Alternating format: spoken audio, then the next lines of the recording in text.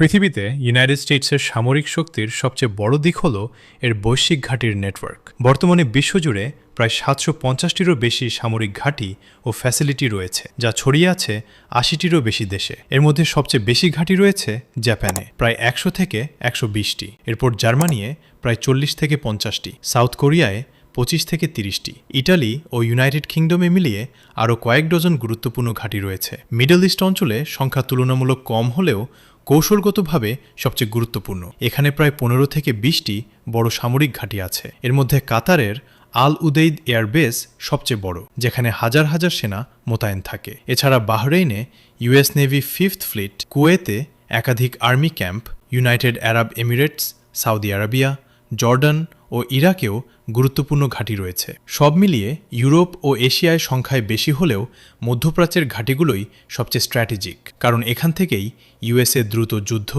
নজরদারি এবং পুরো অঞ্চলের নিয়ন্ত্রণ বজায় রাখতে পারে।